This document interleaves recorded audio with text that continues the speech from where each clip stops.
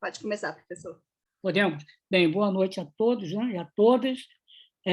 Prazer grande estarmos aqui em janeiro, né, de 2022, em plena onda, né, quarta onda da pandemia, mas que nós esperamos que seja a última, né? E é sempre bom, então, nós estarmos juntos, nós podermos conversar. O ponto que eu indiquei, né, da Maura Lopes Cansado, chamado Quadrado de Joana. Eu creio que, antes de nós entrarmos na análise do conto, podemos falar um pouquinho sobre a autora. Não é? Não sei se ela é muito conhecida ou não. Essa escritora, ela nasce lá em Minas, num lugar chamado São Gonçalo do Abaeté.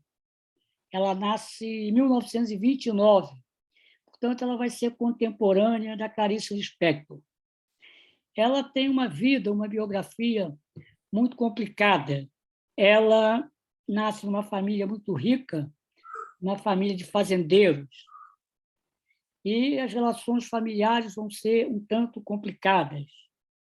Ela era uma moça voluntariosa e, pelo que se tem da história dela, extremamente mimada pela mãe e também pelo pai, a ponto dela, aos 14, 15 anos, ainda jovem, ela ganhar um avião, um monomotor, né, com o qual ela fez uma série de confusões. Como ela mesma diz, assim, numa das suas entrevistas, ela era apressada, ela tinha pressa, ou seja, as coisas com ela começam a ficar muito cedo. Então, ela se casa muito nova, em torno dos 15 anos, engravida, e está na biografia dela, ela relata isso, ela se apaixona pelo sogro, e isso faz com que haja uma separação do casal. Os sogros ficam, ela tem um filho muito cedo, né, que ela vai chamar de Cesarion, que era o nome do filho da Cleópatra, né, com Marco Aurélio. E esse filho, então, vai ser criado pelos avós. E ela, então, ela se dirige para Belo Horizonte para estudar. Ela começa desde cedo a ter problemas de comportamento, de confronto com a estrutura familiar, com a tradicional família mineira, e ela vai, então, seguir uma trajetória de vida muito tumultuada. Ela vem para o Rio e começa a escrever, e foi trabalhar no suplemento dominical do Jornal do Brasil. O Jornal do Brasil, como alguns jornais, na década de 50 e 60, ele não circulava aos domingos. Ele tinha esse nome, Suplemento Dominical do Jornal do Brasil, mas circulava aos sábados, se não me engano. E ele era dirigido pelo Reinaldo Jardim, poeta, né, que lançou eu tinha um jornal chamado Sol, né, que inspira aquela música do Caetano Veloso. E o Reinaldo Jardim vai ter com ela uma relação de muita amizade, e ela começa a trabalhar ali num time de grandes escritores da época, né, com o Coni, com vários escritores, né? Com Ferreira Goulart, com muitos escritores, com Maria Alice Barroso. Mas o que vai marcar a trajetória da Maura ao longo da vida vai ser a transgressão. Ela vai estar sempre em conflito com qualquer que seja a estrutura na qual ela está envolvida. Então, ela vai ter várias brigas lá no jornal, acaba saindo, ela vai brigar com Drummond, vai brigar com Carlos Heitor Coni, com Ferreira Goulart, com o próprio Reinaldo Jardim. E ela vai, assim, numa caminhada, né, muito complicada, e ela vai tendo muitas perdas. Ela consegue, num tempo relativamente curto, gastar a herança que ela recebeu da família, e ela começa a ter algumas dificuldades.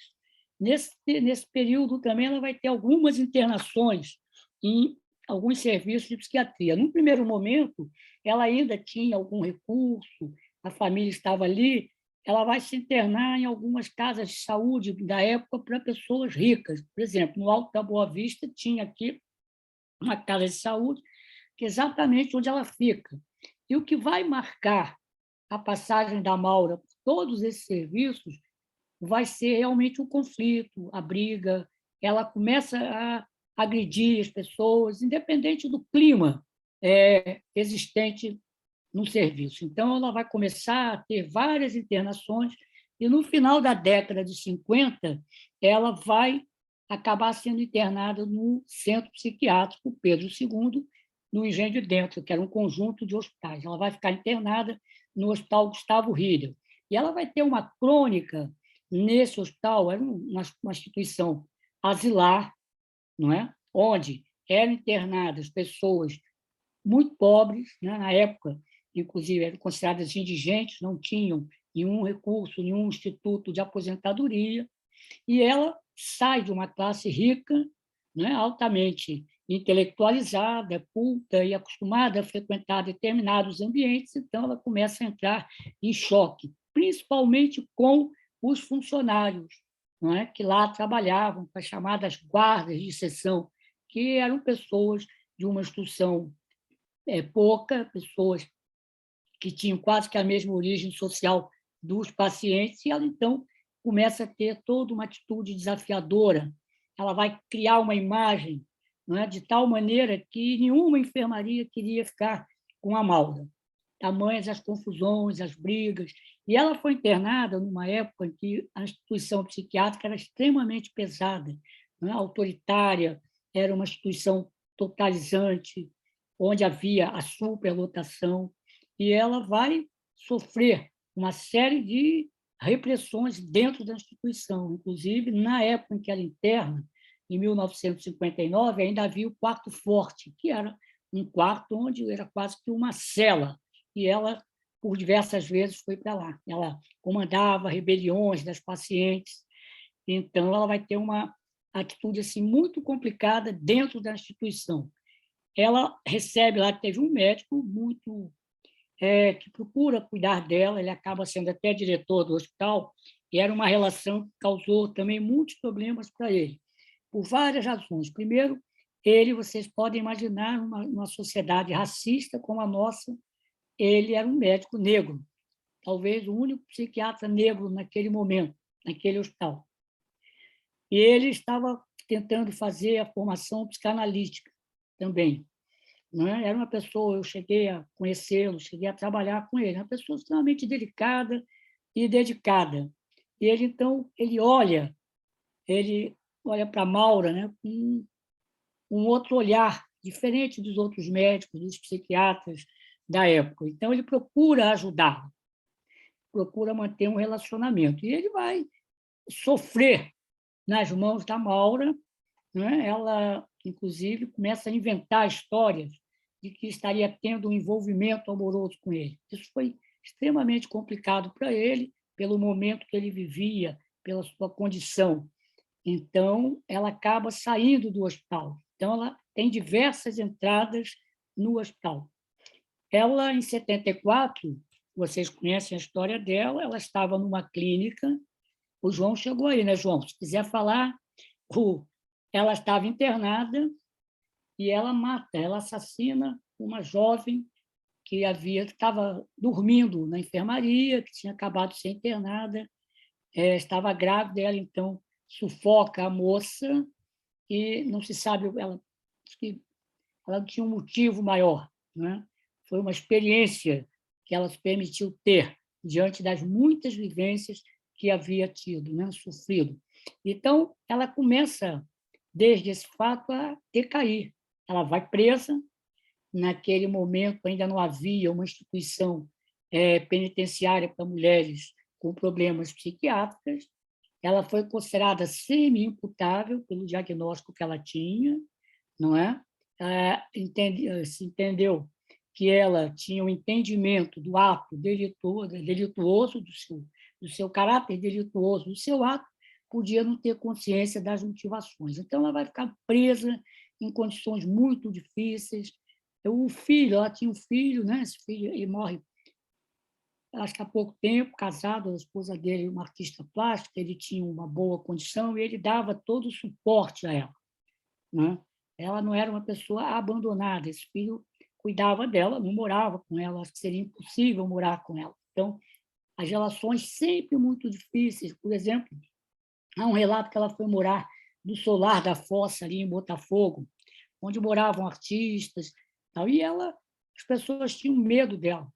né, das brigas que ela arranjava, das confusões que ela arranjava. Então, depois que ela sai da prisão, ela começa a entrar num processo de decadência, ela já não consegue mais escrever, ela tem esse livro, né, O Sofredor do Ver, que é um livro muito rico, literariamente, ela é uma mulher inteligentíssima, muito culta, não é? Então ela vai decaindo, ela vai... E ela criou, é interessante isso, que ela criou em relação à figura dela, uma certa ojeriza nos centros onde ela podia ser atendida. As pessoas tinham medo de tratá-la. Então, já na década de 80, já na segunda metade, ela vai morrer em 1993, ela então me procura. Eu estava lá no Pedro Ernesto, né, no serviço de psiquiatria, e no final de tarde ela me procurava para conversar. Aparecia esporadicamente, às vezes quinzenalmente, e nós conversávamos, né, sobre a vida, sobre ela, sobre os projetos dela, e sempre dentro daquela postura assim, né, de se sentindo injustiçada, não reconhecida no seu valor, sempre com muitas queixas em relação a pessoas que ajudaram, né, nessa trajetória. Então, era uma pessoa difícil, uma pessoa muitíssimo complicada e muitíssimo inteligente, uma grande escritora. Ela escreve um livro chamado Hospício é Deus. Não sei se vocês leram. O Hospício é Deus é o diário dela na internação. Por mais que ela pudesse inventar histórias, por mais que ela pudesse ter alguma certas características da sua personalidade, esse livro ele é verdadeiro. É interessante isso. Não é um livro que ela tivesse escrito, digamos, com ressentimento, as pessoas que ela cita ali, ela estaria sendo injusta, não. Ela faz um retrato, né, da instituição psiquiátrica, do asilo, de um hospital extremamente pesado, onde ela descreve muito bem o hospital. Ela diz o seguinte: o hospital, para ela, o hospício, era uma cidade triste, onde, uma cidade de uniformes azuis, os pacientes usavam um uniforme azul, tamanho único, e jalecos brancos. Então, era ali um espaço de uma luta de classe muito intensa, né, entre os profissionais mais os médicos com os pacientes, uma violência institucional muito grande. O espaço asilar ele vai deixando de ser um espaço de tratamento para ser um espaço de exclusão e de controle. Eu me lembro que, quando eu entrei lá no Hospital do Engenho de Dentro, durante os 2 primeiros anos, eu fiquei na dúvida se eu gostaria de continuar fazendo psiquiatria ou não. É claro que a gente também tem que historicizar as coisas, né? Os recursos terapêuticos, na década de 50, 60, eram muito restritos, né? Os neurolépticos, os antidepressivos vão aparecer depois. Então, as internações eram longas, havia grande pobreza, a população do hospital. Lá eu cheguei a fazer uma pesquisa com o professor Washington Loello, ela era a mesma população que habitava nos presídios.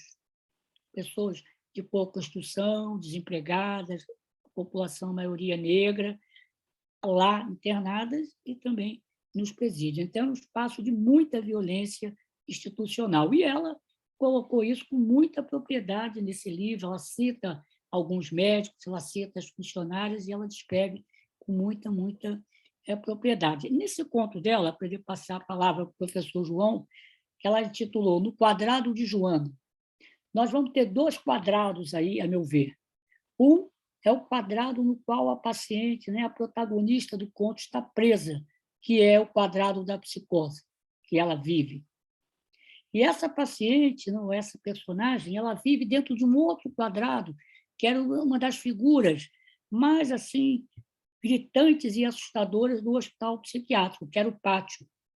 Né? O pátio era um quadrado descoberto, né, de um modo geral, para onde os pacientes, sejam as mulheres ou os homens, eram pátios diferentes, iam para lá de manhã, e ficavam ali, transitando, trocando as suas loucuras, né, com chuva, com sol, tinha um alto-falante com uma música alta, não é? E elas eram levadas, os pacientes eram levados até os médicos, quando o funcionário dizia: olha, internou, aí ia lá, e os médicos realmente ficavam pouco tempo, né? Era uma coisa muito complicada. Só para falar do conto, contar uma história, uma experiência que nós vivemos. Nós chegamos, depois de algum tempo, estava naquela época da antipsiquiatria, havia um grupo, né, do qual eu fazia parte, denunciando toda essa estrutura. Então, nós fomos um dia para uma enfermaria. Eu, estudante de psicologia, assistentes sociais, quem quisesse, a gente surge ali uma equipe multidisciplinar, né? Todos ali se sentindo os salvadores da pátria. Ele causou muita espécie, que nós avisamos que os pacientes não precisavam descer para o pátio. Eles abriam as portas das enfermarias, os pacientes iam por uma rampa. Então, durante uma semana, nós ficamos na enfermaria e os pacientes desciam, mesmo sem serem obrigados, e não vinham. Até que um funcionário muito antigo, que tinha sido paciente, ele nos diz o porquê, o medo que os pacientes tinham. Antes, naquela enfermaria, ia só um médico, que ia lá rapidamente, ou então 3 vezes por semana. E os pacientes eram levados até ele, e, obviamente, o tratamento era muito pesado, era aquela medicação, né, que eles chamavam de sossega-leão, que o paciente ficava impregnado, né, o anatensol, ou então era o tratamento mais corrente, usado de maneira totalmente inadequada, que era a eletroconvulsoterapia. Então, os pacientes que estavam um pouco assim, melhores, eles não queriam ir diante dos médicos. Então, qual foi o pânico desses pacientes? Isso parece até feliniano. Não é quando, de repente, ao invés de um médico, estavam lá muitas pessoas, né? Psicólogos, assistentes sociais, e nós ficávamos lá o dia todo. Você imagina, eu pensei, imagino, foi o que os funcionários nos disseram, o medo que eles estavam, não é, dessa turma. Se um já causava um grande estrago, você imagina isso multiplicado por 10, 12. O resultado que nós tivemos que fazer foi nós íamos para o pátio. Então, ela conta a história da Joana, não é? Que depois eu posso comentar aqui, do ponto de vista, o que a Joana tem, o que é essa catatonia. Mas agora eu vou fazer uma pausa, professor João, né? E vocês também. Obrigado, Pavão, professor Pavão. Sim. Mais uma vez, uma grande alegria aqui, para casa disso, recebê-lo. Já que o senhor me passou, então, a deixa, sim, eu vou justamente lhe fazer uma pergunta. sim, Porque há algo nesse conto tão breve, sim, 5 páginas, mas há algo extraordinariamente inquietante. Eu gostaria de escutá-lo. Então, vou apenas levantar 2 ou 3 ideias, de modo que o senhor possa nos iluminar. sim. Em primeiro lugar, me parece fascinante como, no caso da Joana, Sim. o tempo é submetido ao espaço. Amém. A Joana, ela não possui exatamente uma noção clara da passagem do tempo, mas ela tem uma sensibilidade agudíssima para o espaço. Agora, não para um espaço qualquer. O espaço da Joana não é exatamente res extensa, no sentido cartesiano.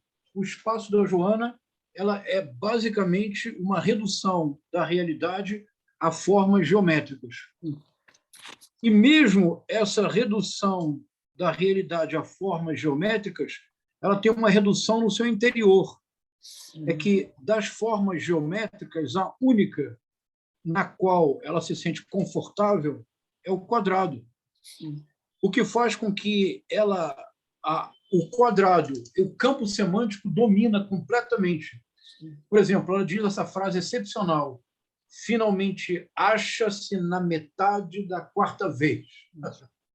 O número 4, o quadrado, todas as formas geométricas fixas e retas são formas que a literalmente obsedam. Então, ela se enquadra no tempo, o seu vestido é quadriculado, e isso ocorre inúmeras vezes. Em oposição, a palavra geométrica, inclusive, aparece na página 17.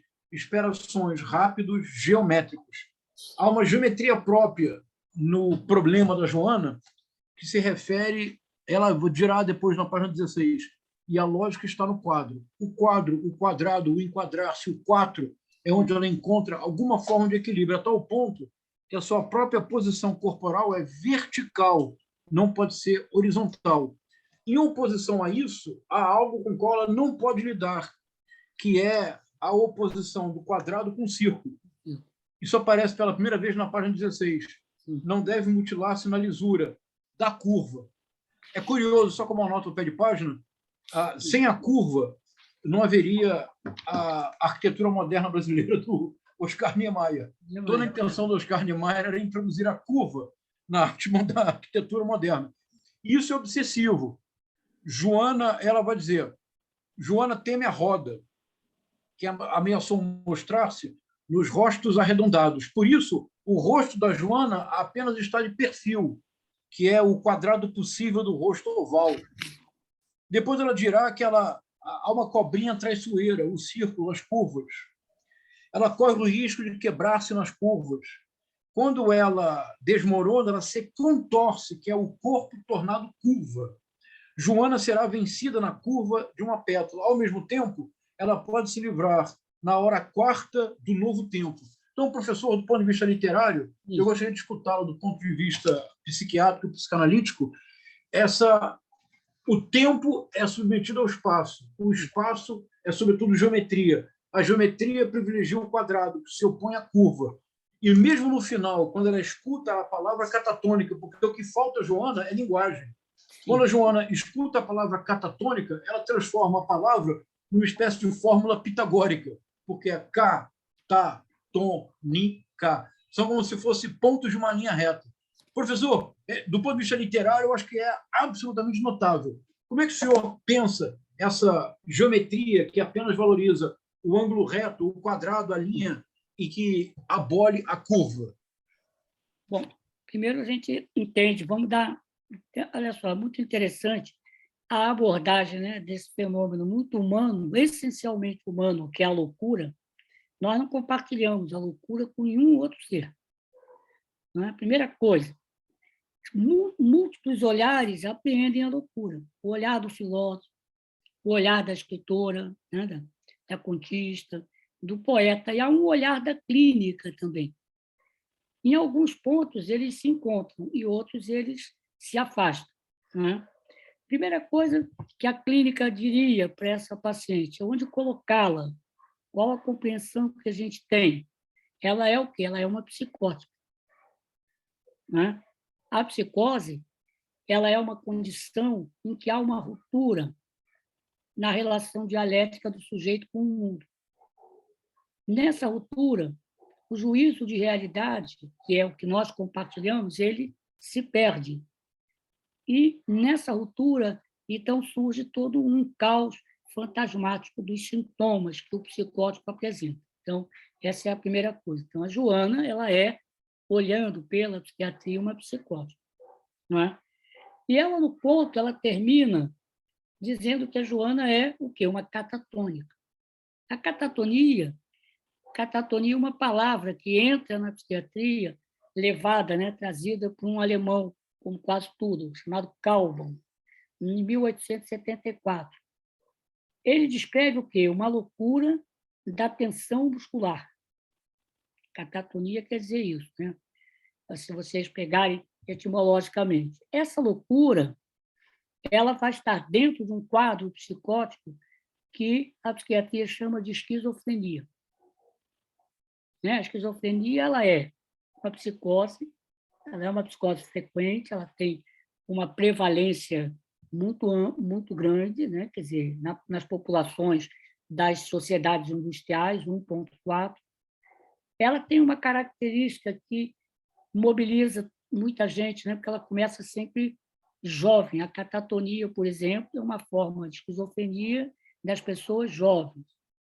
A esquizofrenia também, para nós podermos entrar na pergunta, ela incide em ambos os gêneros, mas ela tem uma característica diferente dos homens para as mulheres. As mulheres esquizofrenizam mais tarde, não é? E respondem melhor ao tratamento. Daí, o prognóstico, dentre outras questões, ser melhor para das mulheres do que nos homens. Muito bem. Então, quando nós olhamos os psicóticos, principalmente os catatônicos, quando, por exemplo, vocês pegarem os trabalhos do Jung, da Anísio da Silveira, e nós que lidamos nós vamos ver que aparece sempre, ou quase sempre, nos psicóticos, nas grandes crises, aparecem figuras que têm a tendência à geometrização do tempo, do espaço e da escrita, da fala. Acontece ali. Por quê? Porque a esquizofrenia é uma desagregação. O que é a esquizofrenia? É uma profunda discordância, uma profunda desarmonia entre as funções psíquicas. Quem lida com o esquizofrênico sabe que é uma pessoa que se mostra de uma maneira totalmente excêntrica, quer dizer, excêntrica fora do centro.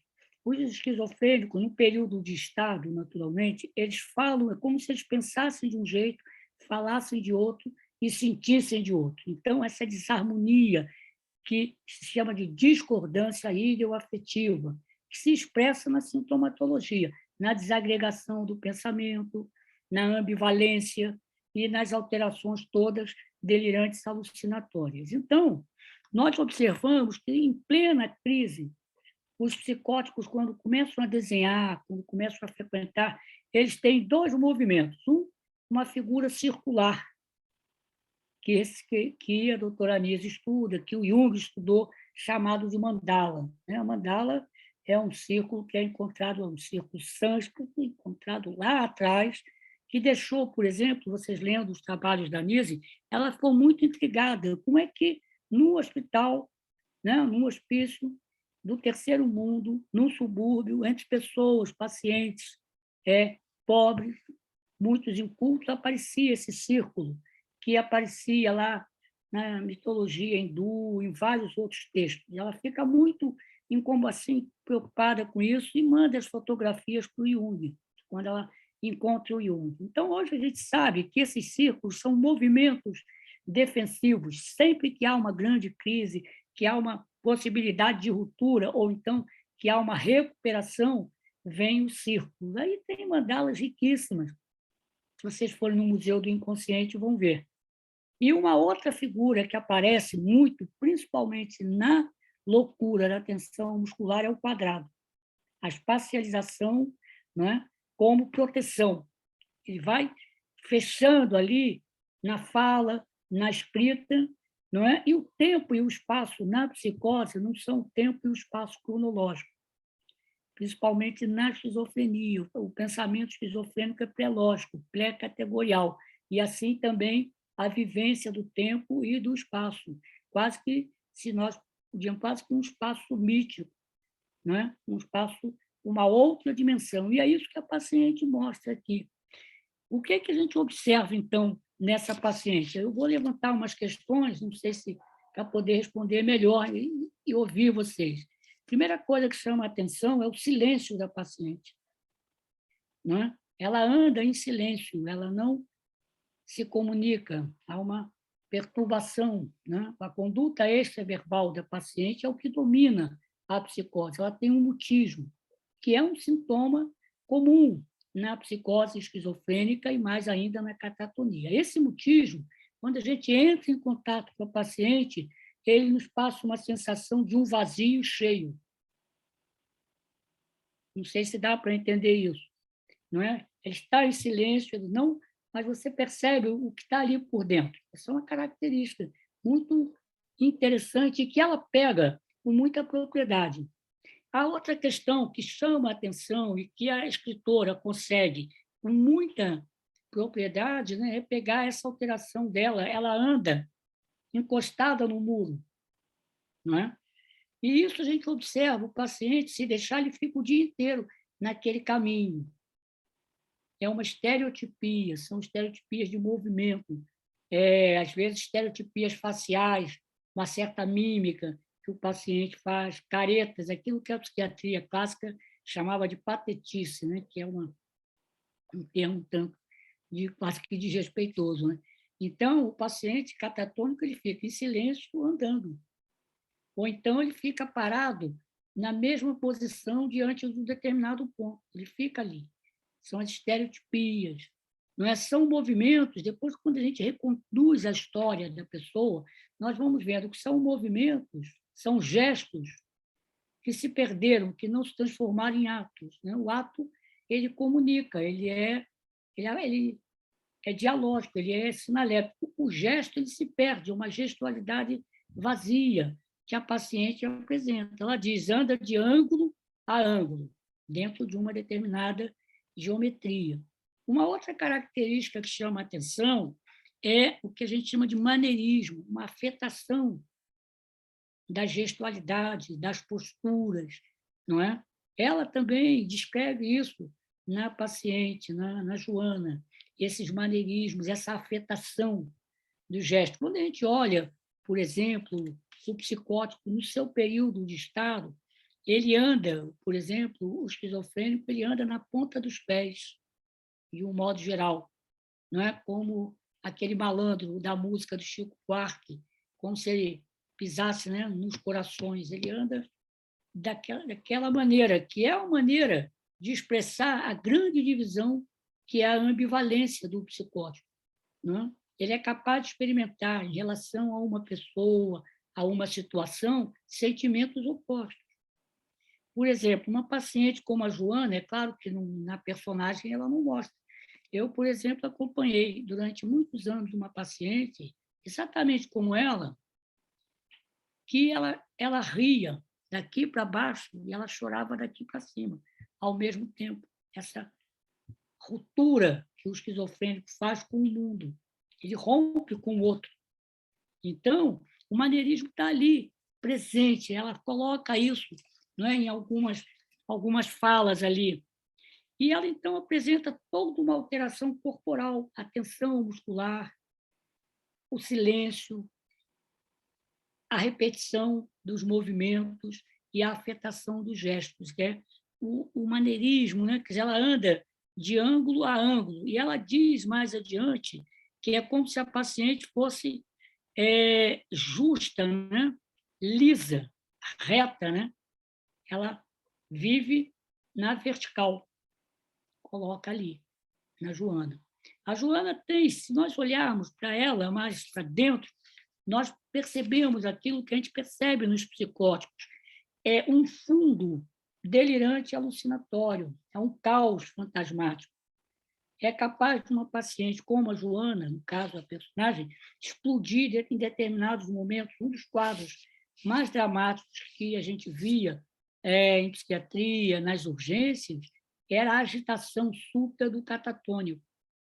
Ele sai dessa placidez, desse distanciamento, né?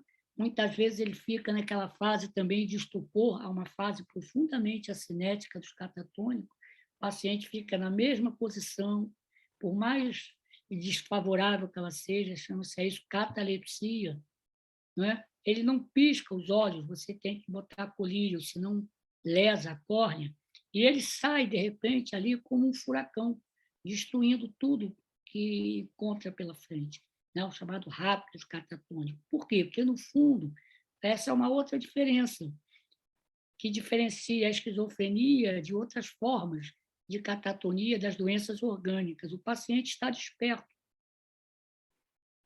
porque ele está, o nível, a desintegração da consciência dele é muito pequena. E é muito comum o paciente catatônico estar sendo examinado e ele chorar, as lágrimas caírem. Ele está desperto de alguma maneira, com aquela profunda inibição. E, no fundo, geralmente, quando o paciente começa a falar, ele nos mostra grande intensidade alucinatória, vozes que falam muito alto, vozes muito ameaçadoras. E a grande vivência que o catatônico tem, por isso ela faz esse movimento que você pegou bem do quadrado, essa geometrização do espaço, a grande fantasia do catatônico, o grande medo são as vivências de fragmentação do corpo. São vivências que a gente chama vivências apocalípticas. Daí, a catatonia ela ser como um círculo ou um quadrado, uma defesa contra essas fantasias. Ele vive intensamente a despersonalização e a desrealização do espaço e a fragmentação do corpo. Daí o grande sofrimento que os pacientes têm nesse quadro. Então, a Joana, a Maura descreve com uma propriedade, uma riqueza, aquilo que a gente chama de autismo. O paciente vai para o mundo próprio. O autismo do esquizofrênico é uma característica que só a esquizofrenia tem. É a única psicose autística. Ele vive um mundo próprio impenetrável. A gente olha para a Joana, a gente fica perplexo, né? De onde vem esse ser? Né? E ela se move na psicose com muita familiaridade. Então, naquele mundo impenetrável do esquizofrênico, marcado pela discordância, por esse movimento, ela coloca muito ali. Já houve alguém que disse com muita propriedade que a esquizofrenia, e notadamente a catatonia, a catatonia, só para acrescentar, ela tem um bom prognóstico. É um paciente que muitas vezes surpreende. Ele tem anos de doença, um belo dia ele pega a mala, se despede e vai embora viver a vida dele. É onde a forma de esquizofrenia, onde a gente tem mais cura espontânea. Né? Então, é onde a gente vê a esquizofrenia, ela é isso, ela não é só a loucura por excelência, ela é, por excelência, a alienação. Quando nós olhamos uma paciente como a Joana, ela tem duas caras, ela está alienada, quer dizer, o mundo dela, ela joga sobre o mundo a sua própria subjetividade e já não se reconhece nela. Daí o mundo se tornar assustador para ela. E a reificação. O pensamento se torna concreto, a fala se torna concreta, as coisas... É como se ela dissesse, né? O Descartes dizia, penso, logo existo. O esquizofrênico, ele usa esse cogito, né, cartesiano de outra maneira. É como se ele dissesse, penso, logo existe. Aquilo que ele pensa passa a ter uma existência, passa a ter uma concretude. De tamanha é a simbolização que ele faz. Então, ela coloca muito bem isso na Joana, quer dizer, ela está ali, as coisas estão muito espacializadas. O tempo ele se concretiza nessas vivências do espaço. Ou seja, para terminar e a gente poder conversar, para não cansá-los também, o paciente esquizofrênico, e a Joana é um exemplo disso, ela é, né, aquele cérebro de colocação do Shakespeare, que todos nós vivemos, ser ou não ser. Né? Todos nós, ao longo da vida, temos a necessidade de ser e temos que criar as condições que a biografia nos dá para resolver esse conflito. O esquizofrênico ele fica paralisado nesse conflito entre a necessidade de ser e a impotência de ser. Daí o caos fantasmático, daí a fuga, como ela faz, para ela e os outros, né? A geometrização do tempo e do espaço que se reflete na alteração da psicomotricidade, ou seja, a inércia e a passividade. Se nós olharmos, só para terminar, as escritas, os desenhos dos psicóticos esquizofrênicos, notadamente dos catatônicos, nós vamos ver muita semelhança com o cubismo, lá do Picasso, do Braque, não é? É como se fosse uma arte cubista. Só mostrar um paciente que eu acompanhei durante muitos anos, um jovem catatônico, até um engenheiro, ele conversava comigo, fazendo esses dias, não sei se dá para ver, ele ia escrevendo, né, cadernos e cadernos. Né? Então, ele fazia com as palavras todas soltas, e a espacialização, olha aqui. Tá vendo? Isso, o sistema, aqui, ele tinha uma formação de engenheiro, de físico. Isso é como ele representava o espaço afetivo dele. Né? E é claro que ela está em mutismo.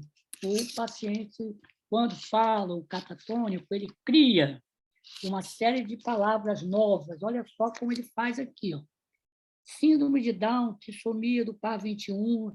E aí ele vai criando palavras, olha aqui, o retângulo.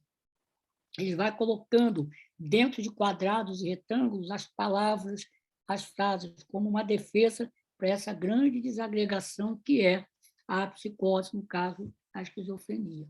Então, se nós pudéssemos fazer... Claro que eu acho que a gente, até o discurso psiquiátrico, às vezes empobrece o discurso literário, né? Quer dizer, porque tem certo formalismo. Nós colocamos aí. Professor Pavão, que coisa mais interessante, é brilhante o que o senhor disse agora. Isso quer dizer que, em alguma medida, o que a Maura Lopes Cansado conseguiu fazer nesse pequeno conto de apenas 5 páginas foi criar uma forma literária, que é a forma literária própria da catatonia. É muito impressionante. A partir da sua explicação, eu apenas havia intuído esse privilégio da geometria, do quadrado em relação à curva, mas a sua explicação deixa claro que, na verdade, é uma reflexão literária sobre um determinado estado psíquico, o que torna o conto ainda mais interessante. Bom, agora passamos a palavra para todos. Você me e dá todas, para que o diálogo comece. Um segundo só. Claro. Ok.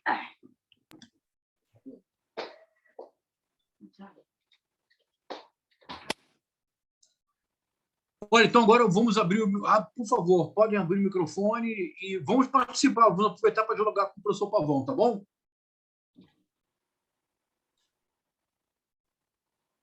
A primeira pergunta, brilhante, notável, inquisidora e econômica, será da Inês. Não é isso, Inês? Não, se eu disser isso, Inês, você entra em catatonia, não é verdade? Então pode começar a fazer a ordem da inscrição. Avisa para a Inês quem quer falar e a Inês vai chamando, tá bom? Beleza. Quem não puder usar o microfone, pode escrever aqui que eu leio para o professor Pavão.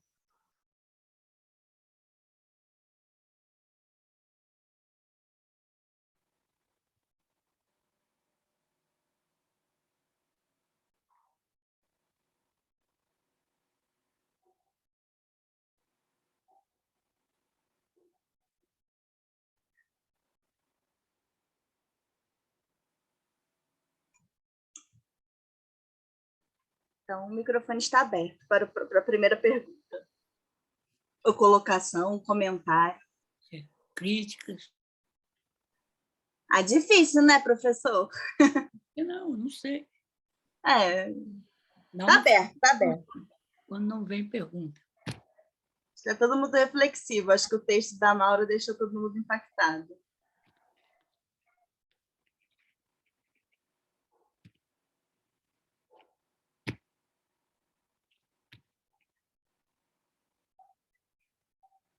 Uma pergunta que eu estava esperando, que não veio, então eu vou deixar no ar, né? Qual seria, se é que isso é importante, o diagnóstico da Maura?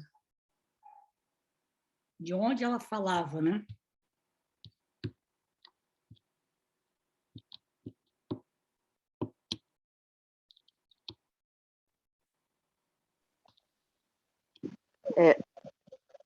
Oi. Eu ia mesmo fazer essa colocação, porque o que me chamou mais a atenção no conto, no livro, né? Porque eu folhei o livro e tal, fui lá e li a parte da biografia da Maura Lopes Cansado. E foi o que mais me chamou a atenção, a própria história dela. Então, eu iria pedir se o senhor tem mais detalhes, mais informações para falar um pouco mais sobre ela, sobre a autora. Sim, ela não era esquizofrênica, ela não era psicótica. Ela não alucinava, ela não delirava, ela tinha uma consciência clara das coisas que estava fazendo. Ou seja, o que caracterizava a Maura na sua relação com o mundo era uma ação sempre em conflito com qualquer que fosse a lei, como se ela não tivesse internacionalizado na lei, né, na vida dela, a lei, né? Portanto, ela não tinha culpa. O que chamava a atenção na Maura era a ausência total de culpa, como ela lida com o homicídio que ela comete, com um distanciamento, não é? E uma tendência à repetição, o caráter repetitivo da sua conduta. E as invenções que ela criava, as mentiras que ela criava. Então, havia uma discussão muito grande. Na verdade, ela não entra no capítulo das psicoses, não? Ela entra no transtorno de personalidade. Não é? Quer dizer, e isso faz com que ela, ao ser julgada, ela foi considerada semi-imputável. Ela pega uma parte da pena. Então, ela não era esquizofrênica. Daí a genialidade dela. Embora não sendo esquizofrênica, ela viveu, ela passava, quando a vida apertava, ela estava muito atrapalhada, ela corria para se internar. Ficava no hospital e convivia com as pacientes. Né? No Hospício é Deus, ela descreve várias pacientes, a loucura das outras, e ela ia para o pátio. Né? E ela, no pátio, deve ter visto muitas Joanas, ela deve ter apreendido, aí a genialidade dela como escritora. Né? Ela apreende uma sensibilidade muito grande, muito importante, muito interessante isso. Professor Paulo, Oi, vamos falando. posso fazer uma pergunta? Meu nome é Benito. Sim. Olha só, eu tive a pachorra, o professor João César acho que não teve, de contar entre quadriculado, quadro, enquadrar, quadrando, foram 22 vezes. Sim. Outra característica que eu vi também, acho que é isso que você falou também. Importante, né? Sim. Hã? Foi muito importante ter trazido esses 22 vezes. Entre quadriculado, quadrado, enquadrar, juntando tudo, são 22 vezes. Sim. Outra característica também é o olhar parado também. Outra palavra que aparece muito é parado e palavras sinônimas, imóvel, parado, parado. Isso também tem a ver com a catatonia, né? Sim, chama-se catalepsia. Catalepsia. Aí depois eu fui vendo, no Aurélio, como eu não sou especialista, você falou em estereotipia, né? São os movimentos. No Aurélio, catatônico, É. a definição do Aurélio é essa aqui. Eu acho que tem mais ou menos a ver com o que você conceituou. Sim. Tipo de esquizofrenia caracterizado por períodos de negativismo, excitação e atitudes ou atividades estereotipadas. Estupor. Eu acho que deve estar correto essa definição do Aurélio. Sim, está sim. Mas olha só. Que eu esqueci de falar, né? Quer dizer, o sentimento de passividade e oposição ao mesmo tempo. Não é? Foi ótimo você ter trazido isso. Vamos lá. Mas a minha questão é outra. Como eu sou da área de literatura, eu queria saber, ainda bem que você fez essa distinção entre a Maura e a Joana. Sim. Eu queria saber até que ponto isso se reflete na literatura.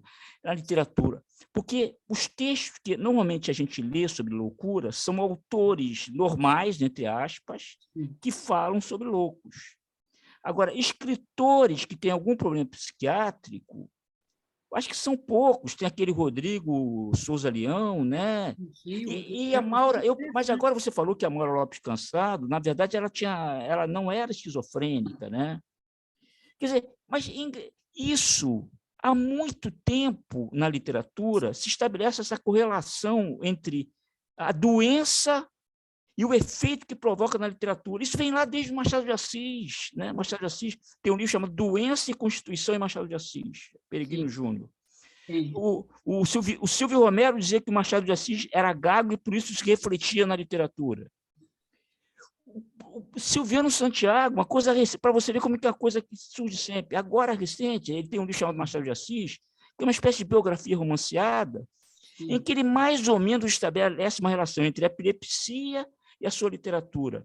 E qual é essa relação de fato? Quer dizer, existe uma relação, quer dizer, existe um momento em que a capacidade cognitiva, não sei se usei a expressão correta, capacidade cognitiva, se esfarela em que o doente não pode contar, o esquizofrênico não pode contar sua história, existe uma relação. Por exemplo, o padre Leme Lopes, Leme Lopes, também tem um livro chamado Psiquiatria em Machado de Assis.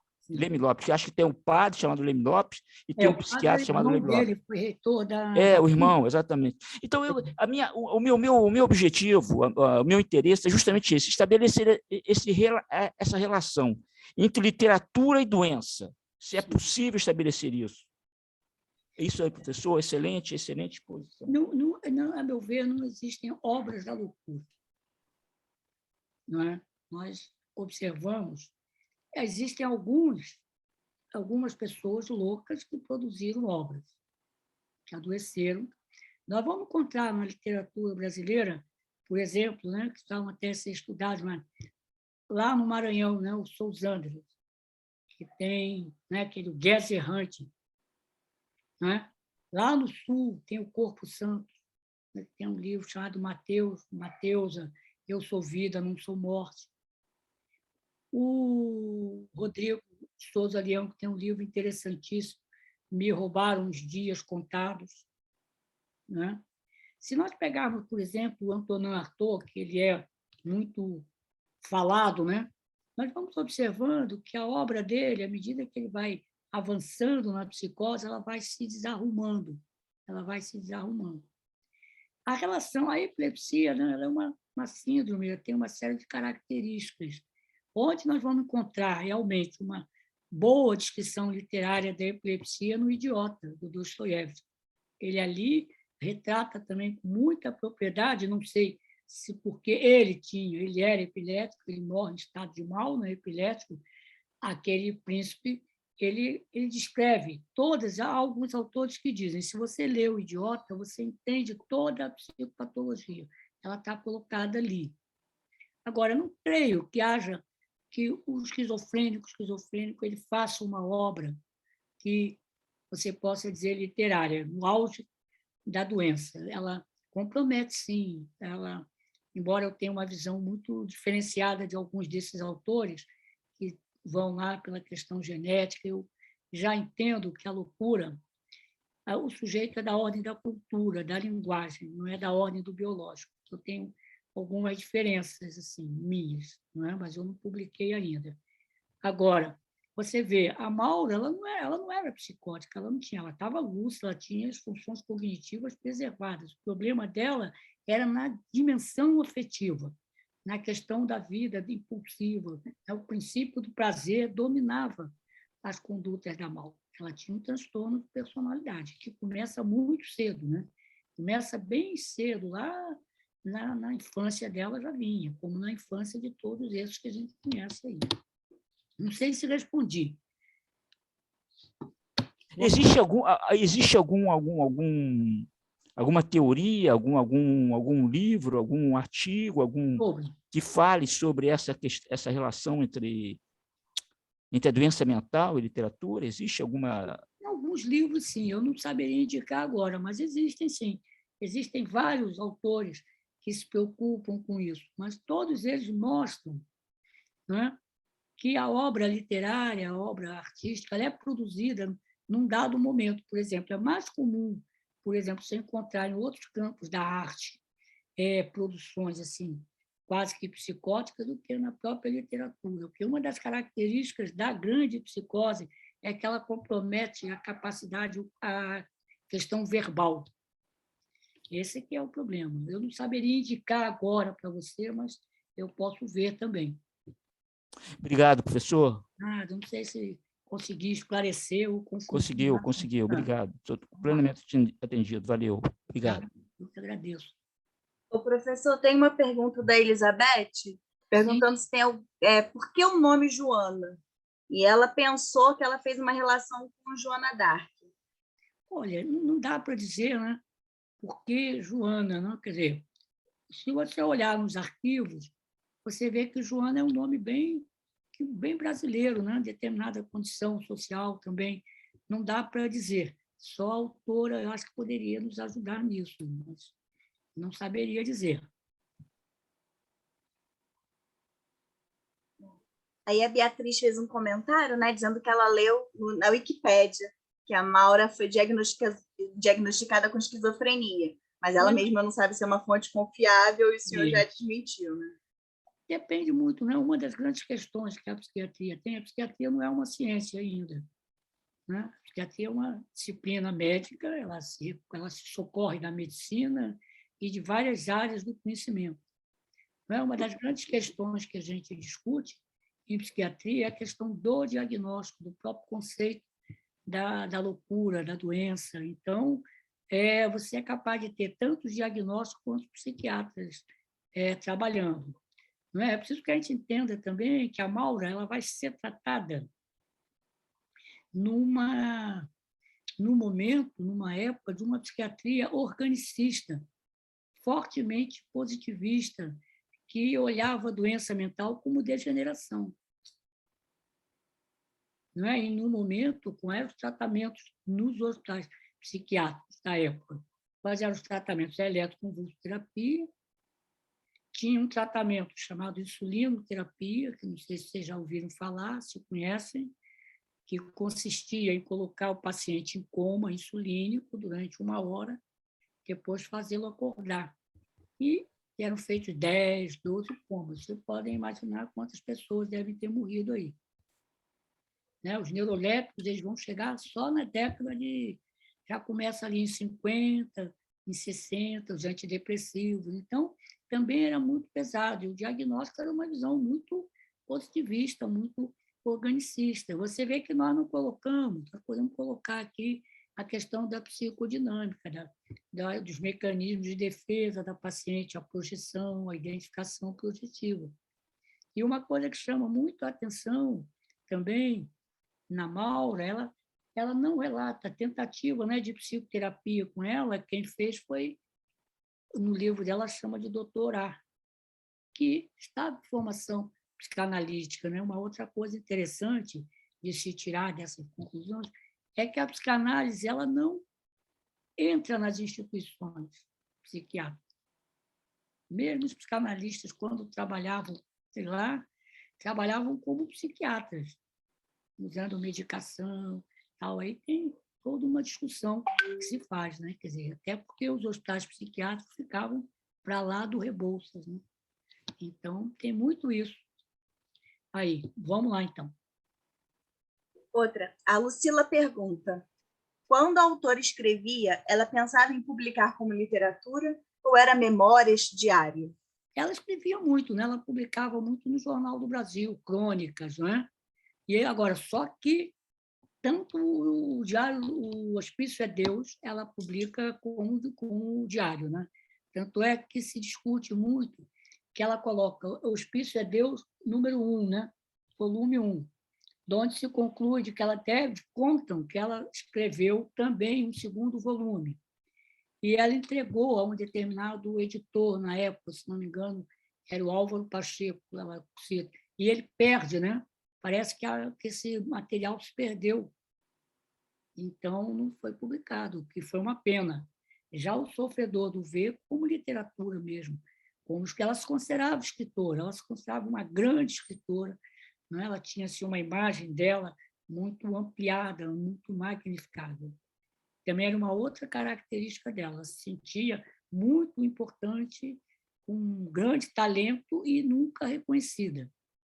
Daí os conflitos que ela vivia. Bom, vamos lá. Tenho tempo. Mais Alguém perguntas? gostaria de fazer uma pergunta com o microfone? Pode ser. Não, porque tem outras aqui. A Stephanie faz um comentário. Maura parece ter tido ausência total de autoridade em sua história de vida. Sim. Ela tem uma vida meio complicada, né? O pai, um grande fazendeiro, a mãe ali, né? Ela relata, isso aí é público, a gente pode falar que ela sofre, ela alega que sofre um abuso sexual na infância por um empregado da fazenda do pai, né? E ela relaciona todo o seu mal-estar existencial começando aí. Ela era uma mulher inteligente, né? E era uma mulher bonita, né? Maura Lopes era uma mulher bonita, ela atraía, ela tinha 1000 romances também, a vida amorosa dela foi extremamente tumultuada. Extremamente tumultuada. Não sei se tem aqui, não sei se tem um retrato dela, com um filho dela. Aqui, ó, o retrato dela.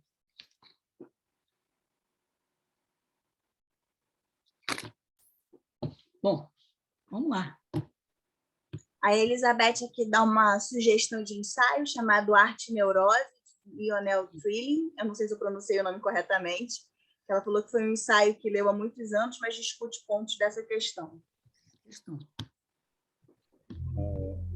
O Ivan comenta. Era a linha freudiana, mas a Freud, né, tem muitos trabalhos dessa relação, né, que são bem interessantes. O Freud tinha uma coisa interessante, ele não gostava de psicótico. e ele se relaciona muito pouco. Ele trabalhava muito no consultório, ele atendia muita burguesia ou a pequena burguesia, ali, aquela classe média vienense. Ele, por uma questão do antissemitismo muito forte em Viena, né? Tem um livro chamado Viena, Fim de Século, um americano, Karl, não me lembro bem o nome dele, que mostra isso. O antissemitismo ele não conseguiu entrar Karl Schorske. Não é isso? Isso. Então, ele tinha uma visão assim dos psicóticos meio organicista, meio assim de que a psicose seria uma degeneração, e ele não se interessava porque ele achava que o psicótico não fazia transferência, essa relação que serve de baliza no tratamento. Ele achava que os neuróticos faziam, porque a psicose seria uma regressão tão intensa que não haveria transferência. Então, ele achava que o tratamento era tinha que ser medicamentoso, a internação. Ele não mexia muito com isso. Ele tem um trabalho muito interessante, que é o caso Schreber, aquele juiz de direito que ele não conheceu, ele leu a autobiografia do paciente e ali criou toda aquela teoria do delírio de perseguição, da questão da homossexualidade e do delírio. Mas ele não tinha assim, uma vivência maior. Depois é que a psicanálise ela se ocupa com a psicose. E o psicótico, como não tem linguagem, que é o caso da Joana, não pode haver a cura pela fala, não é verdade? Fala, exatamente. Então, na essência, não pode ter psicanálise. Psicanálise, segundo ele, né? Professor, eu lhe fazer duas perguntas. Vamos lá. Tem mais alguma pergunta já feita, Inês? Aí eu espero. Não, eu tô... Não, tem uma só do Ivan. Tem também a Thaís César que quer falar. Eu espero, então. Então, Ivan, Thaís César, depois eu faço duas perguntas. Sim. Show, combinado. Já está registrado aqui a nossa Sim. lista. Adoro. O Ivan escreve, ótimo encontro. O paciente catatônico, quando fora do quadro, guarda a memória do encarceramento existente na fase da doença? Olha, alguns sim, né? O paciente catatônico, mesmo no estupor, foi bom ele perguntar isso, ele está desperto. E há uma diferença, é bom a gente ilustrar isso. A catatonia, ela tem a forma catatônica da esquizofrenia, mas ela também é uma síndrome. Algumas doenças orgânicas, por exemplo, como as encefalites, teve um filme que mostrou isso, aquelas encefalites de St. Louis, eu não me lembro se é Despertar, não me lembro o nome do filme, onde o paciente com uma encefalite ele apresenta sintomas, assim, inibição psicomotora, que é a grande característica da catatonia, na sua forma de estupor. A catatonia ela tem a forma agitada, que é a da Joana, e tem uma forma estuporosa. O paciente fica ali. Se você não trabalhar bem com ele corre risco para alterações. A catatonia também tem alterações metabólicas. O paciente catatônico tem um hálito de amêndoas amargas, as extremidades frias, tem uma sudorese. Mas existem doenças orgânicas, infecções, que levam e lembram a catatonia, mas há uma diferença da catatonia esquizofrênica. Os pacientes orgânicos eles estão sonolentos, a consciência é rebaixada, o esquizofrênico está desperto, essa é a primeira coisa. Na catatonia da Joana, por exemplo, existe uma coisa, a autora não descreveu, chamada pseudoflexibilidade séria. Você é capaz de moldar a musculatura do paciente e ele fica nas posturas mais incômodas e não se mexe. Então, por exemplo, você entra numa enfermaria, o catatônico está com o pescoço tenso, como se embaixo ele tivesse um travesseiro, por exemplo.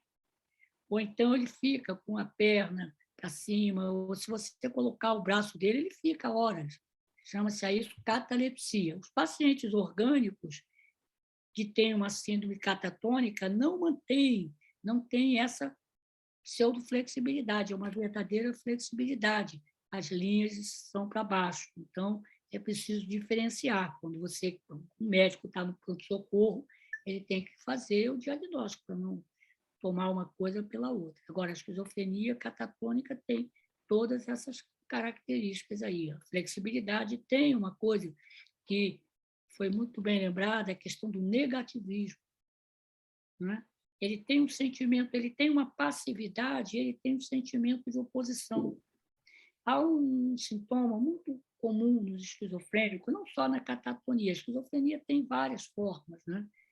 A catatonia é uma delas. Hoje, ela é mais rara. O estupor catatônico ele aparecia mais em certas regiões. Por exemplo, na Índia, ele é muito frequente. Em certas regiões da África, ali no Benin e na Bahia. Hoje, essa catatonia da Joana, ela começa a quase não se ver. Por quê? Porque também tinha ali uma participação do lugar, da enfermaria, né? Da ociosidade. Então, isso também pegava ali, pesava. Mas o negativismo é um sentimento de passividade e oposição. É um sintoma comum, por exemplo, nos catatônicos e nos esquizofrênicos, o sentimento assim, de oposição. Por exemplo, no outro dia eu estava examinando um paciente, o residente me pediu ajuda, né? Sente reação de último momento. Começamos a conversar com ele, a fazer a identificação, me apresentei o médico, o residente, aí perguntou, qual é o seu nome, sua idade, onde você mora, como é que você veio? Várias perguntas, e ele então, mostrando a ambivalência dele, né, nesse negativismo, ele em silêncio absoluto. Depois de meia hora, então, eu falei, bom, já que você não quer conversar, não está à vontade, então vamos ficar por aqui. No outro momento, a gente conversa. Ele se levantou e saiu, né? Fechou a porta. Dali a poucos segundos, ele abriu a porta e todas as perguntas que nós havíamos feito, ele respondeu de um jato, mostrando a ambivalência, o sentimento dele, a divisão dele em relação ali à passividade, né? A oposição e a resistência, a reação de último momento. Ou então, é muito comum no catatônico, na Joana ela devia ter, né? O automatismo, as respostas automáticas. Você pede ao paciente para levantar, ele levanta, mas sem a participação da vontade. Você faz as perguntas, ele responde todas, mas você percebe que ele não está falando com você. Isso aí chama muito a atenção. E ela pegou, de alguma maneira, no conto, acho que ela conseguiu a genialidade, ela era uma excelente escritora. Bom, professor, diga. É a Thaís. Queria fazer uma pergunta. Uma depressão severa pode se aproximar em algum momento de uma esquizofrenia, assim, em termos de sintomas? Porque quando você falou assim, penso, logo existe, né? Eu pensei nisso, assim, que algumas... Porque você começa a ficar com medo da sua cabeça, assim, aí Tudo, a gente costuma dizer o seguinte, tudo se parece com a esquizofrenia, mas a esquizofrenia só se parece com ela mesma, tá? Você fazer um diagnóstico, quais são os elementos que levam a gente a fazer um diagnóstico de esquizofrenia para responder a sua pergunta? A idade, ela começa cedo. Né? Esse é um dos grandes problemas da esquizofrenia. O quadro aparece nos 20, 21 anos. Tanto assim que depois dos 45, qualquer quadro psicótico que apareça, a gente já tem que investigar por outro caminho. Depois da esquizofrenia, qualquer quadro psicótico tem que ter discordância, quer dizer, a desarmonia entre as funções psíquicas, entre o pensamento, o afeto e a vontade, são as três áreas que a esquizofrenia afeta, né? Então, alteração formal do pensamento. Num paciente que tem a consciência clara e que não cursa ao longo da doença com o uso de drogas ou qualquer outra doença. Então, já diferencia. A depressão, ela pode ser uma doença e pode ser uma síndrome. A doença depressiva, que faz parte do transtorno bipolar, né? A antiga psicose maníaco-depressiva, ela tem características muito próprias. Primeiro, ela se dá periodicamente, ela é sazonal, ela começa geralmente subitamente, podendo ter ou não alguns desencadeantes, mas ela geralmente acomete o paciente, às vezes, no melhor momento da vida. O grande deprimido, ele não tem grandes queixas, ele não se queixa de tristeza, ele se queixa de falta de afeto, anedonia, falta de prazer da vida. tem inibição psicomotora. A inibição psicomotora, ela é uma defesa contra as ideias, contra a grande agressividade dos deprimidos, né? A gente sabe que os grandes deprimidos têm uma agressividade muito grande. Ao contrário do que se imagina, os grandes homicidas, na verdade, não são só psicopatas, também são deprimidos. Tem isso aí, um estudo que se faz, né, o pessoal da psiquiatria forense. E o suicídio, que é a grande ameaça do deprimido. Então, o suicídio ele também é uma outra coisa. O grande deprimido, a grande depressão, ele se sente pior de manhã, melhor à tarde e acorda de madrugada. Agora, esse deprimido grande, ele pode fazer quadros psicóticos. Quais são os delírios do deprimido? Sentimento de culpa, mas não uma culpa qualquer, uma culpa metafísica. Ele é responsável pelo mal que acontece no mundo, uma coisa que ele fez quando era jovem, está fazendo a família sofrer, por exemplo. Ele pode ter sentimento de negação, né? Ele acha que está morto, que já não tem mais órgãos, negação dos órgãos. Então, sentimento de culpa, sentimento de ruína. O paciente acha que está muito pobre, que perdeu tudo. É um delírio, porque está em contradição com o que ele vive. Na outra coisa, também uns 15 dias, eu fui examinar uma senhora, né, com diagnóstico de doença depressiva. Ela estava lúcida. Então, a residente sentou, né, e eu aqui, ela se levantou, puxou a cadeira para distante, assim, para perto da janela, né? A janela estava aberta. Eu perguntei a ela, a senhora está afastando a cadeira? A senhora está... Perguntei a ela, preocupada, né, com o coronavírus, né, com a contaminação, nós estamos de máscara.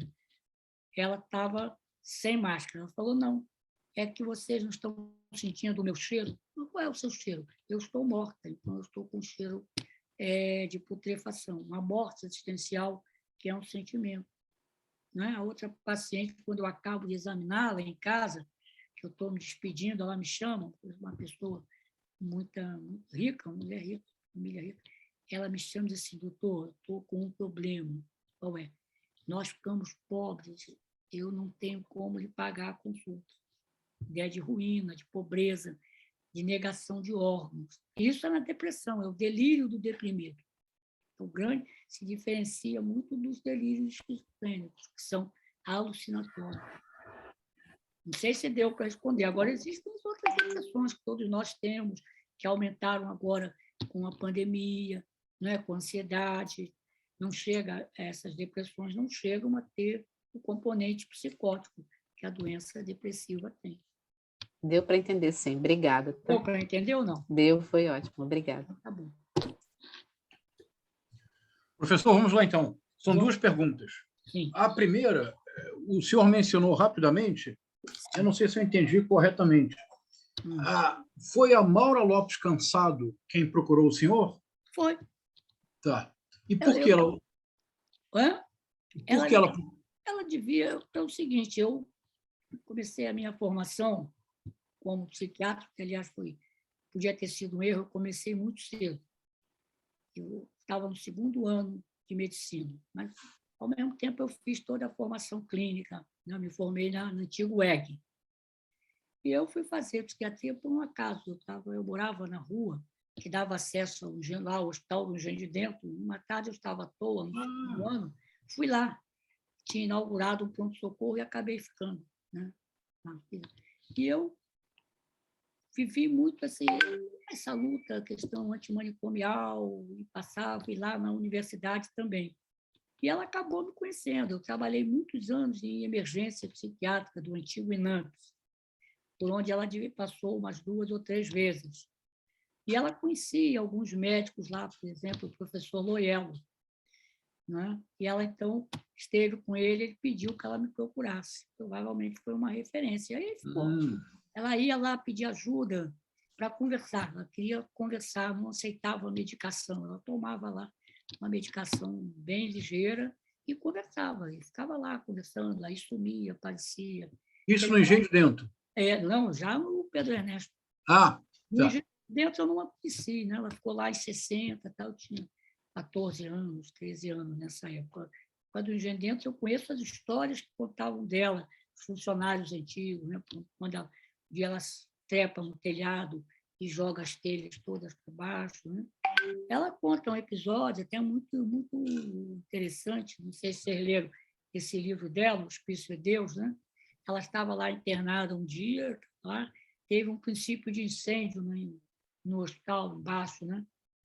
E os bombeiros chegaram, tal, os pacientes, porque eu não sei se vocês conhecem lá, o hospital agora, lá, o centro psiquiátrico, está sofrendo mudanças, eu acho que vão implodir os prédios, eu não sei.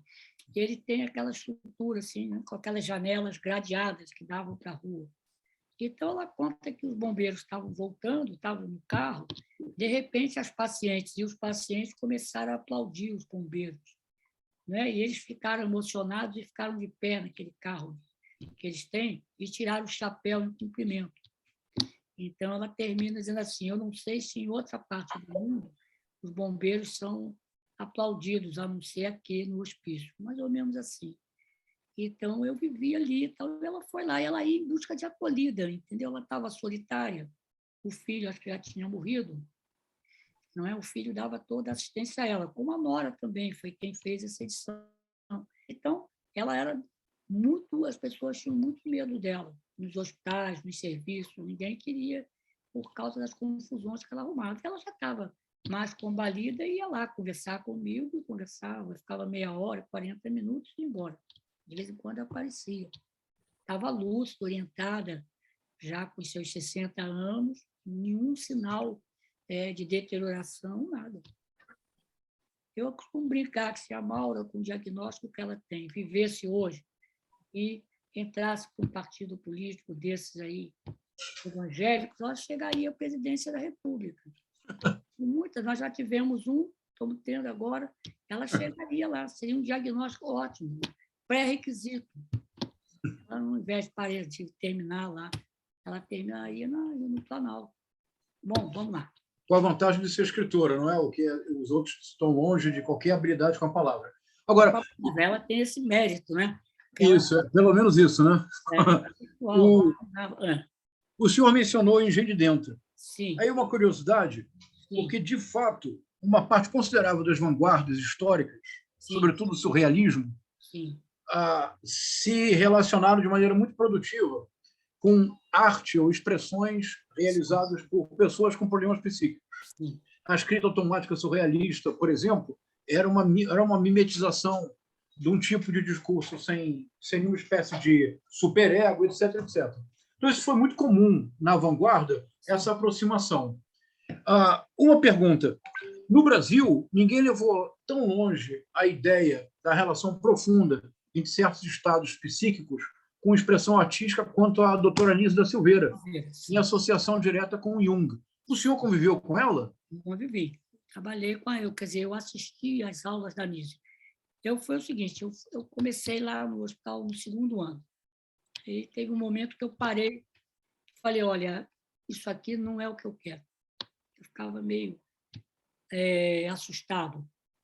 Aí, por uma coincidência, quando eu estava saindo mesmo do hospital, tinha ido lá me despedir para pensar o que eu ia fazer, eu encontrei, ele voltava do exílio, o professor Washington Loyola, que foi, para mim, o maior psiquiatra que o Brasil teve no século XX, um dos maiores. Ele voltava, ele tinha tido. E aí, por acaso, eu fui apresentado a ele tinha que dar plantão, não podia mais ter enfermaria, ele estava proibido pelo regime militar de trabalhar em enfermaria, porque eles achavam que no hospício a gente ameaçava o Estado. Então, ele foi para um plantão onde eles achavam que só teria médico formado, não teria estudante. Eu acabei indo para o plantão como estagiário, então fui fazendo a minha formação e fiz a residência lá. E eu assistia às sessões da terça-feira da Anísia da Silveira.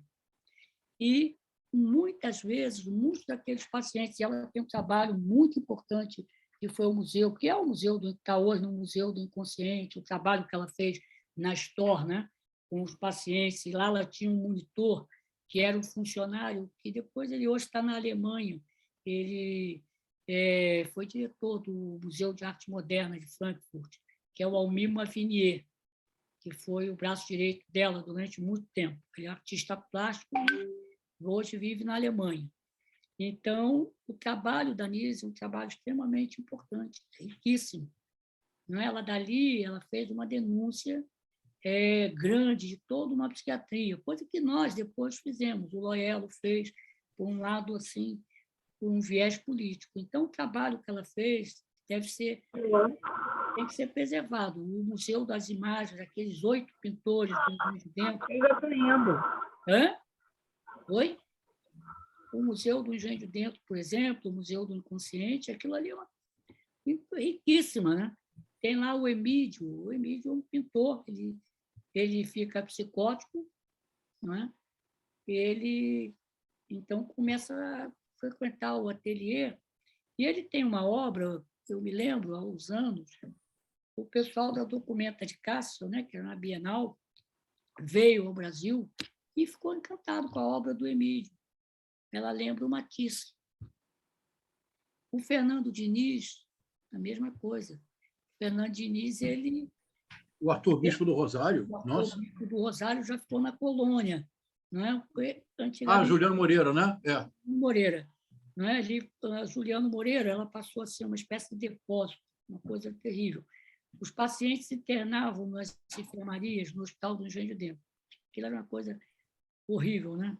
Depois de algum tempo, se eles eram considerados incuráveis, que tinham família, eles eram transferidos para Juliano Moreira. Então, ele não teve muito contato com a Nise. O Fernando Diniz morreu conosco lá no Pedro Ernesto. Ela pediu que ele ficasse lá, ele já estava muito idoso, precisava de cuidados clínicos. Não é? Tem aquela paciente, uma senhora, né, que vem lá do interior do estado do Rio, né, Adelina, e faz uma obra fantástica, um inconsciente coletivo aparecendo ali. Não é? E chamou a atenção da Nise, que ela começou a ver isso quando ela vai para lá, ela foi transferida para lá, porque ela sai da prisão, ela foi presa, né? Uma enfermeira denunciou a Nise ali em 1936, 37, dizendo que ela lia livros comunistas. Ela morava no hospital, ali na Praia Vermelha. Né? E é um episódio interessante isso, que mostra que os psicóticos têm afeto. Ela foi denunciada por essa enfermeira, ela foi presa, ficou lá com o Graciliano Ramos. Né? Uma paciente que a Nise cuidava, que morava no hospital crônica, quando soube que a Nise tinha sido presa e soube que a enfermeira tinha denunciado, deu uma surra na enfermeira, né, em defesa da Nise. Então, a Nise sai da prisão, vai para a Praia Vermelha lá e colocam ela para dar eletrochoque, e ela se recusa, terminantemente. Né? E aí ela foi transferida para o Engenho de Dentro, isso em 1946, por aí. Ela começa a estudar as pinturas e ela começa a ver isso que a Joana mostra, por exemplo, muitos círculos. Né? Ela começou a ficar com aquilo ali, o que era aquilo, seriam mandalas. Né? Aí as pessoas até ridicularizavam, como é que você quer ver mandala aqui no Engenho de Dentro? Essas coisas, tal. Até que ela cria coragem, fotografa e manda para o Jung. E, para surpresa dela, ele responde, ele estabelece com ela uma ligação. Então, o trabalho, a expressão artística, a expressão pré-verbal é uma das formas de comunicação dos psicóticos. Uma das expressões. A questão do afeto também. Não é verdade que o psicótico não tem afeto. Ele vive o afeto discordantemente. Eu trabalhava numa enfermaria lá, uma médica portuguesa muito rica, muito interessante, chamada Maria Bárbara. Todo dia a gente passava visita, falava paciente por paciente, por mais doido que o paciente estivesse. Ela exigia isso. E tinha um paciente internado lá, que estava no estupor catatônico, parado, deitado, na mesma posição. Todo dia nós íamos lá e, na saída, ela ia se despedir. Quando ele melhora, por uma série de razões, que ele vai ter alta, ele fez questão de ir lá na nossa sala se despedir da doutora e de mim e agradece por nós, porque ele estava ali e todo dia nós falávamos com ele. A questão, né, do sentimento. O Fernando Diniz, ele estava num hospital. Aqui, né? Ali, o Engenho de Deus são muitos hospitais. Né? Um belo dia, sem que nem porquê, transferiram ele para um outro hospital, ali dentro. Muito bem. Depois que ele sai, que ele volta, ele começa a pintar, e toda a obra dele ele assinava, Fernando Diniz. Aí ele começa a pintar as obras dele, começa a fazer. O Fernando Diniz ele se torna um artista, ele não só pintura, escultura. Ele um dia estava lá no museu, o Marco Magalhães, que é um cineasta, foi visitar o museu e contou para ele quantos desenhos tinha que fazer para se fazer um desenho animado. Quando o Marco Magalhães voltou, 2 meses depois, ele estava com um desenho animado pronto para ser filmado, que ganhou todos os prêmios, chamado Estrela de 7 Pontas, a estrela da mão dele. Então, a Anísia chamou o Fernando um belo dia e falou: mas, Fernando, você não tem pintado, não tem assinado suas obras. Ele falou: não. Ah, por quê? O que houve? Ele falou assim, que eu estava aqui no hospital, né, naquela enfermaria onde ele estava há muito tempo, e me levaram para o outro. Não me falaram nada. Então, eu descobri que eu sou uma coisa sem nome. E aí foi um tempo grande para ele voltar a assinar. Então, tem tudo isso aí, essa relação. Realmente, a comunicação extraverbal, né, é muito rica, muito importante nas psicoses. Ou seja, não dá para você reduzir a riqueza psicótica a questões genéticas, embora possa haver, sim, uma vulnerabilidade, a gente até acredita, não é? Mas o paciente, o esquizofrênico, ele mantém ali uma riqueza muito grande. Há formas também que deterioram. Não tenha dúvida. Hoje a esquizofrenia tem um prognóstico muito melhor. Primeiro, acabamos com aquelas enfermarias que eram fábricas de loucura. Né? Era muito ruim. Né? Você imagina, eu conto isso, eu dava plantão no pronto-socorro psiquiátrico, a equipe de plantão ela tinha um médico, né? Nós ali, a enfermagem, ela tinha um barbeiro, um fotógrafo e um datiloscopista. Quando o paciente chegava, era quase que um ritual de submissão. Primeiro ele tinha que tirar a roupa que ele levava e botar um uniforme. Uniforme tamanho único. Você imagina as situações constrangedoras para as pessoas. Não é? Uma pessoa com o meu biotipo, com outro biotipo, tem que vestir a mesma roupa. Então, isso era um problema. Depois, em nome de uma higiene, os pacientes não podiam ter barba. O barbeiro tirava a barba e cortava o cabelo. Tirava a impressão digital e o retrato, como faziam com a gente lá no DOC, de frente, né, de perfil. Faziam uma ficha. Quer dizer, então, o paciente saía dali para uma enfermaria com mais 40, nas mesmas condições. Não podia. Você está vivendo uma crise de despersonalização, sofre todo esse processo e fica num espaço ocioso. É claro que a doença ela evoluía. Não é por acaso que era muito comum nessas enfermarias os quadros dramáticos de catatonia, como defesa, né? A pessoa, né? As bactérias também, quando o ambiente está ruim, elas se exploram, viram esporos. É uma quase que defesa ancestral, a catatonia. Alguém tinha perguntado um livro sobre a psiquiatria e tal, tem um romance chamado Homem Sem Qualidades, do Robert Musil, né? Tem um capítulo enorme sobre o Hospital de Viena. Vale a pena da Alemanha, não lembro.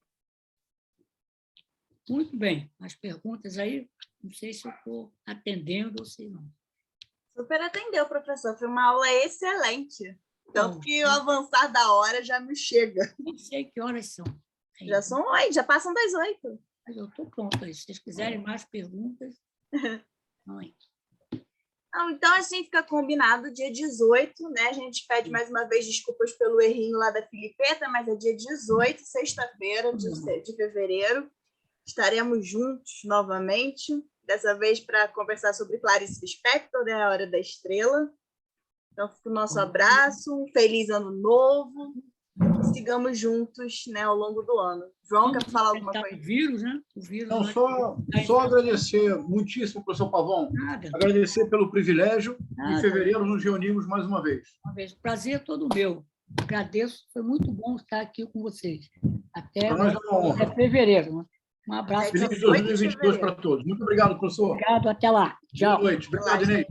Tchau, tchau. Se cuidem e até fevereiro. Isso. Máscara, né?